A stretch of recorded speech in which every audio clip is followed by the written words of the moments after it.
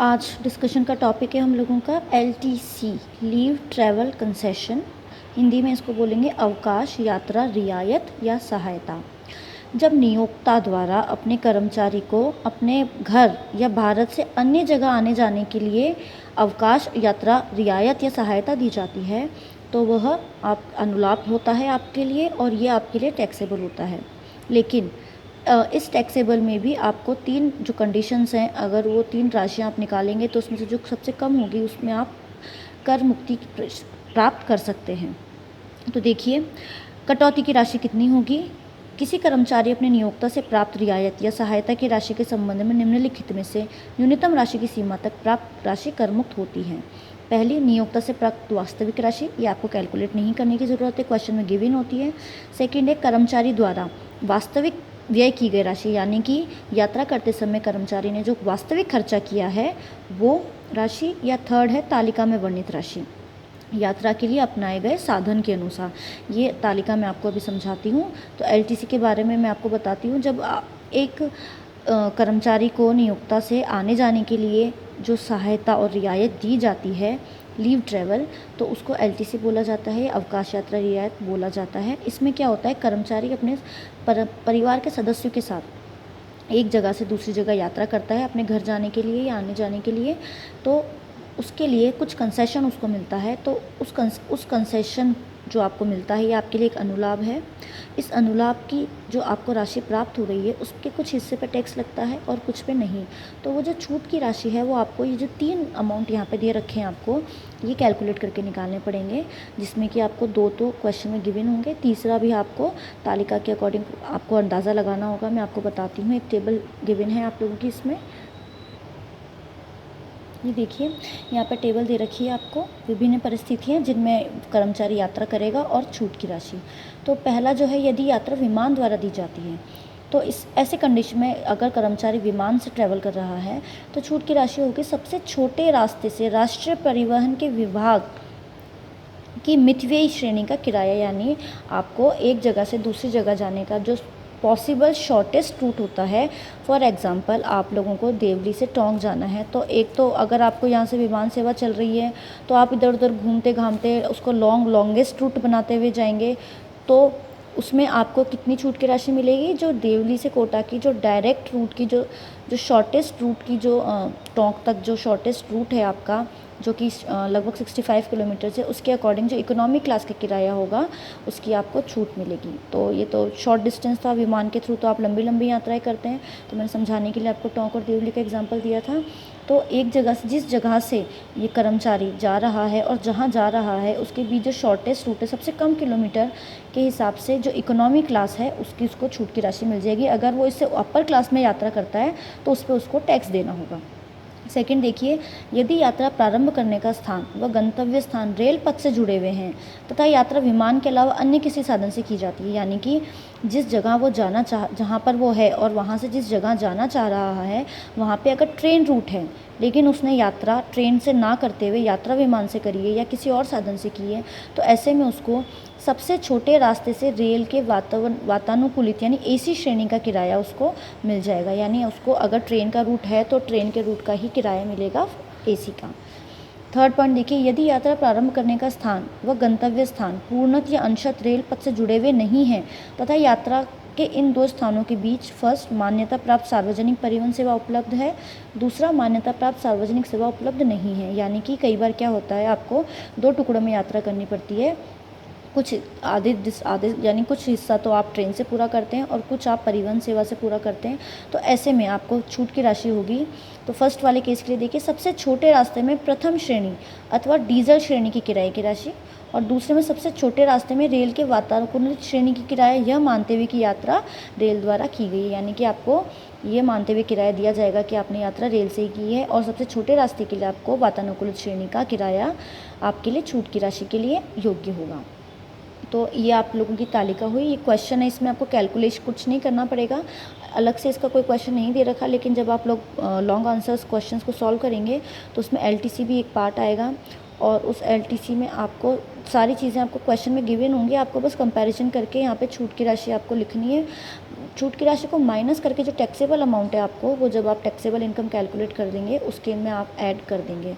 तो यहाँ पे अलग से कोई कैलकुलेशन नहीं करनी है। 2 पॉइंट्स आपको क्वेश्चन में गिवन होंगे। जो थर्ड पॉइंट भी है वो जो तालिका के अकॉर्डिंग आपको बोला था, वो भी आपको क्वेश्चन में गिवन होगा कि इस शॉर्टेस्ट रूट का इतना किराया है और उसने इतना किराया लगा के यात्रा की है।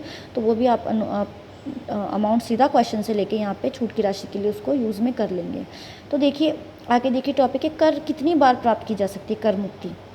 कर मुक्ति प्राप्त करने का भी एलटीसी के लिए कुछ प्रोविजंस बने हुए हैं। ये प्रोविज़न बनाने के लिए क्या किया गया है कि जो अवकाश यात्रा रियायत है उसको 4-4 वर्षों के खंड में, यानी 4-4 वर्षों के पीरियड में उसको बांटा गया है। तो ये जब एलटीसी का प्रावधान चालू हुआ था तब ये चालू हुआ था 1 जनवरी 1986 को। तो जो हमारा प्रथम खंड यानी फर्स्ट पार्ट जो इसका स्टार्ट हुआ वो 1 जनवरी 1986 से 31 दिसंबर 1989 को, यानी 4-4 सालों के ये आपके पीरियड बनाए गए हैं। और अभी जो हमारा चल रहा है वो है 9 पीरियड चल रहा है 2018 से लेकर 2021 वाला। तो इन 4-4 वर्षों के खंडों में आप यात्रा करते हैं तो आपको देखिए नीचे लिखा है यदि किसी कर्मचारी को किसी 4 वर्षीय खंड में 2 से अधिक यात्रा बार रियायत प्राप्त हुई है तो प्राप्त रियायत की राशि की करमुक्त उपयुक्त बताए गए नियमानुसार प्राप्त राशि व शेष यात्राओं की संपूर्ण प्राप्त राशि कर योग्य होगी। यानी कि आपको 2 बार तक तो कर मुक्ति की आप इजाज़त है, यानी आप कर मुक्ति प्राप्त कर सकते हैं 2 यात्राओं पे, लेकिन इससे अधिक अगर आपने यात्रा की है तो वो पूर्णतया कर योग्य होगी। तो एक यानी कि 4 साल के खंड में आप क्या कर सकते हैं 2 बार यात्रा करके उस पर रियायत प्राप्त कर सकते हैं। अब यहाँ पे एक अपवाद दे रखा है। अपवाद में ये लिखा है कि अगर कर्मचारी किसी एक खंड में 2 बार यात्रा नहीं करता या 1 बार भी नहीं करता, यानी कि या तो उसने 1 यात्रा की है या 1 भी नहीं की है, तो इसका मतलब उसकी लैप्स हो गई। तो 1 यात्रा की वो नेक्स्ट जो कैलेंडर ईयर है उसमें वो सुविधा प्राप्त कर सकता है। जैसे कि आप यहाँ पे देखिए जो अष्टम खंड लिखा हुआ है यहाँ पे, तो अष्टम खंड 2014 से चालू होकर 17 में ख़त्म हुआ। अब ये मान लीजिए कि किसी भी कर्मचारी ने इस काल में, इस दौरान या तो 1 भी यात्रा नहीं करी या 1 यात्रा करी है, तो उसकी 1 यात्रा तो लैप्स होगी। मान लीजिए उसने 1 भी यात्रा नहीं करी तो वो अगले कैलेंडर वर्ष में, यानी कि जो नवम खंड आएगा जो 2018 से चालू हो रहा है, तो 2008 यानी प्रथम कैलेंडर वर्ष में वो 1 यात्रा कर सकता है पिछली बकाया की। तो वो 2018 में यानी 1 जनवरी 2018 से लेके 31 दिसंबर 2018 तक कोई यात्रा करता है जो कि वो क्लेम करता है कि जो मेरे पिछले कैलेंडर वर्ष पिछले जो खंड है उसकी बकाया है, तो उसको छूट प्राप्त हो सकती है। और नवम खंड में वो अपनी बाकी की 2 यात्राएं भी कर सकता है। लेकिन अगर उसने 1 भी यात्रा नहीं करी अष्टम खंड में और वो तो भी वो नवम खंड में केवल 1 यात्रा को अवेल करने के लिए ही योग्य होगा, यानी कि 1 यात्रा यहाँ इस केस में उसकी लैप्स हो जाएगी। तो कहने का मतलब ये है, ये आपको देखिए यहाँ पे विशेष जो ब्रैकेट में आपको यहाँ पे ये एग्जांपल जो मैंने आपको समझाया वो चंद्रकांता के केस में, यानी एक आपको अपवाद दे रखा है एक कर्मचारी का, उसके बारे में आप ये पढ़िएगा आपको समझ में आ जाएगा। यानी कि आपको 1 खंड में 2 यात्राएं करने की इजाज़त है जिसके ऊपर आप कर मुक्ति ले सकते हो। लेकिन अगर आप 2 से अधिक यात्रा करते हैं तो आपको केवल 2 के लिए ही छूट मिलेगी। हाँ, लेकिन विशेष परिस्थितियों में अगर आपने पिछले खंड में कोई आपकी बची हुई कोई लैप्स है आपकी यात्रा, यानी आपने 1 भी नहीं की या 1 कर ली और 1 अब आप करना चाहते हैं, तो आप नेक्स्ट जो खंड आपका चालू हुआ है उसके फर्स्ट कैलेंडर ईयर में, यानी जिस साल वो खंड चालू हुआ उसी साल में अगर आप एक और बकाया यात्रा कर लेते हैं पिछले खंड की, तो वो भी करमुक्त हो जाती है। तो ये यहाँ पे लिखा हुआ है। अब ये यात्रा करता है कर्मचारी और उसका परिवार। तो ऐसे में परिवार से यहाँ मतलब होता है, ये देखिए यहाँ पे है, परिवार से आशय है यहाँ पे कर्मचारी का जीवन साथी यानी स्पाउस, हस्बैंड है तो वाइफ, वाइफ है तो हस्बैंड, और बच्चे। कर्मचारी के माता पिता, भाई बहन जो पूर्णत अथवा मुख्यत उस पर आश्रित हों। यहाँ पे माता पिता और भाई बहन जो कि कर्मचारी के ऊपर पूर्णतया आश्रित होंगे वो भी यहाँ पे परिवार के रूप में शामिल होंगे। अब यहाँ पे बच्चों की बात आई तो बच्चों के लिए यहाँ पे थोड़ी कंडीशंस अलग दे रखी हैं। देखिए 1 अक्टूबर 1998 के पश्चात ऐसी कर मुक्ति 2 बच्चों से अधिक बच्चों के लिए नहीं मिलेगी। यानी ये जो छूट है 1998 के बाद केवल 2 बच्चों के लिए लागू कर दी गई है। आगे इसका डिस्क्रिप्शन देखिए। 1 अक्टूबर 1998 से पूर्व की गई यात्रा के संबंध में छूट का लाभ करदाता के सभी बच्चों को प्राप्त होता था। यानी 1 अक्टूबर 1998 से पहले तो कर्मचारी के अगर 2 से अधिक बच्चे होंगे तो भी उसको इस जो छूट है वो प्राप्त होगी। लेकिन 1998 के बाद कर्मचारी के केवल 2 ही बच्चों के लिए ये छूट एप्लीकेबल होगी। तो ये देखिए यहाँ पे 1 अक्टूबर 1998 से पूर्व पैदा हुए सभी बच्चों के लिए छूट प्राप्त होगी। ब पॉइंट देखिए 1 अक्टूबर 1998 को या उसके बाद पैदा हुए बच्चों के संबंध में छूट तभी मिलेगी जब इन बच्चों को मिलाकर कुल बच्चों की संख्या 2 से अधिक ना हो। यदि एक बच्चा होने के पश्चात जुड़वा बच्चे हों तो पहली बार ऐसे हुए जुड़वा बच्चे के संबंध में छूट मिलेगी। यानी यहाँ पे अगर ट्विंस हो जाते हैं, जुड़वा बच्चे हो जाते हैं, तो उनको एक ही माना जाता है क्योंकि वो एक बार में हुए हैं तो वो एक यूनिट कंसिडर करी जाएंगी। तो ट्विंस के केस में आप उनको एक ही बार मानेंगे और एक पहले का बच्चा, तो यानी कुल मिलाकर आपको 2 बच्चों की ही छूट मिलेगी अगर बच्चे 1998 के बाद पैदा हुए हैं तो। और अगर बच्चे 98 के पहले के हैं तो आपको सभी बच्चों के लिए ये छूट प्राप्त होगी। थर्ड पॉइंट देखिए, विदेश यात्रा के संबंध में विदेश भ्रमण पर नियोक्ता द्वारा वहन किया गया व्यय सदैव पूर्णतः कर योग्य होगा। अगर विदेश यात्रा करता है तो पूरी तरीके से वह कर योग्य होगा, चाहे कर्मचारी भारतीय नागरिक हो या विदेशी नागरिक। नोट में लिखा हुआ है आपको, यदि यात्रा सहायता के अतिरिक्त नियोक्ता कोई व्यय वहन करता है, जैसे कि होटल में ठहरने के व्यय, खाने पीने के व्यय, तो ऐसी समस्त राशि पूर्णतया कर योग्य होगी। अर्थात यह कर मुक्ति केवल किराए के लिए है। जो आपको यहाँ पे छूट मिलेगी वो केवल किराए के लिए, आने जाने के लिए मिलेगी।